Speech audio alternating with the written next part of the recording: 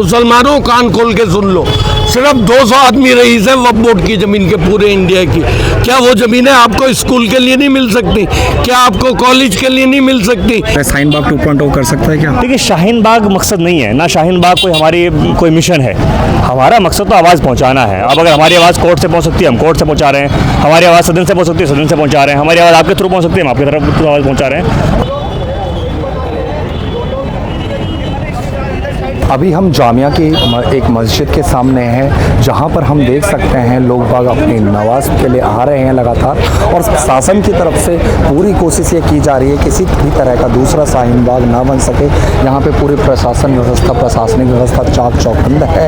सबसे पहले मैं आपका नाम जान सकता हूँ? मेरा नाम मारूफ खान है। तो यहाँ पे जो ये सुरक्षा इतनी बिछाई गई, इस पर आप कुछ कहना चाहेंगे? देखिए, सुरक्षा तो जाहिर बात है, पुलिस का काम शांति व्यवस्था बनाने का है। पुलिस अपना काम कर रही है, तो इनके पास कहीं से कुछ इनपुट होगा। और चूंकि जुमे की नमाज भी है, जामिया इस्लाम में वैसे ही हर बार लिस्ट में रहता है, शायद उनको कहीं से कुछ उम्मीद होगी, इसलिए पुलिस का प्रशासन जाता है। सरकार क्या माइनॉरिटी के अधिकारों पे ये क्या हमला है, सीधा हमला? बिल्कुल हमला है, और सिर्फ माइनॉरिटी के अधिकारों पे नहीं है, बल्कि हमारे अपने धर्म पे, रिलीजियस पे, उस पर हमला है। तमाम चूँकि जाहिर बात है कि वक्फ जो है वो सरकार का या किसी चीज़ का मसला नहीं है, वो सिर्फ हमारा जो है दीन का मामला है, हमारे फैथ का मामला है। हमारी अपनी ज़मीन है, बावजूद की ज़मीन है, किसी ने हमने कोई डोनेशन देके या कोई खरीद करने के लिए लोगों ने डोनेट किया है। इससे मतलब ये शुरुआत है, इसके बाद ना केवल मुस्लिम, सिख समुदाय जो है, जैन बिल्कुल होगी। देखिए, वो राहत इंदौरी साहब का एक शेर है कि लगे कि आग तो आएंगे सभी के घर जद में। यहाँ पे सिर्फ हमारा मकान थोड़े है।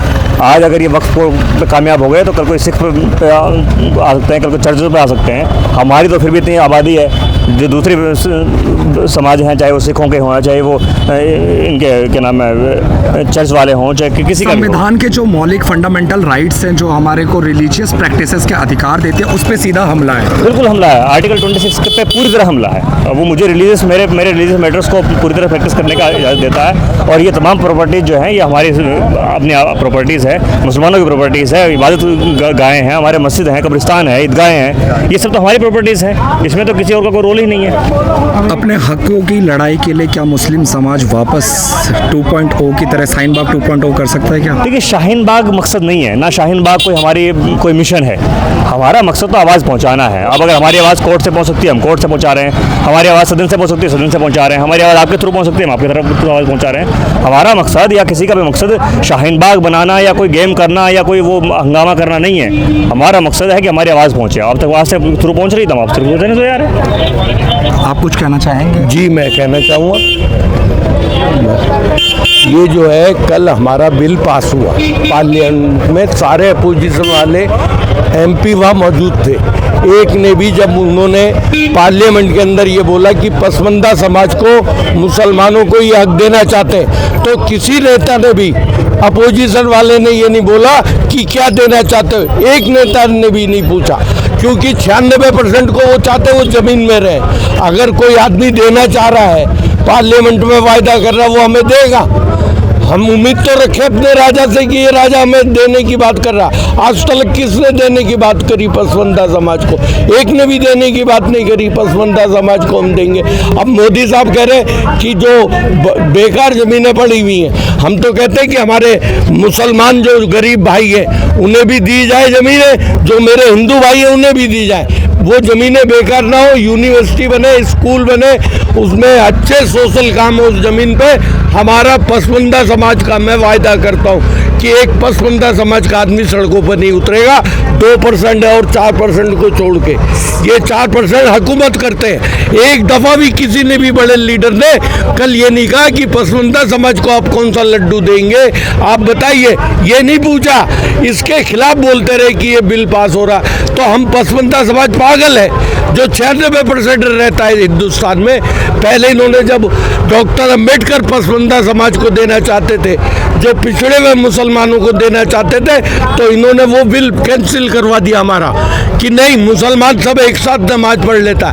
नमाज पढ़ लेता तो और गिनतियों में दिखाओ ना कहाँ है। और ये जो कह रहे हैं ना कि अगर ऐसे ही रहा तो हो सकता है देश पूरा एक तरफा 500 सीटें लेकर आए, क्योंकि जो पार्टियां अपने आप को सेकुलर पार्टी कहती थी, नीतीश कुमार की इस पार्टी हो, चाहे वो आपकी चिराग पासवान की पार्टी हो, देखा गया पिछले कुछ दिनों में इन्होंने मुसलमानों के प्रति अपनी सहानुभूति दिखाई, पर इस वक्त विधेयक में कोई भी विरोध करता हुआ नहीं दिखा। भाई वो वजह ये है कि उन्हें बात हो गई थी कि जो मुस्लिम पिछड़ा हुआ मुसलमान है, बिहार में भी बात हो गई थी और दिल्ली में भी बात हो गई थी।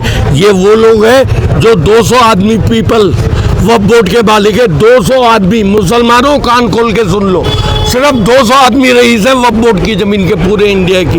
क्या वो ज़मीनें आपको स्कूल के लिए नहीं मिल सकती? क्या आपको कॉलेज के लिए नहीं मिल सकती? क्या आपको मदरसों के लिए बड़े हिसाब से नहीं मिल सकती, सिस्टम के हिसाब से?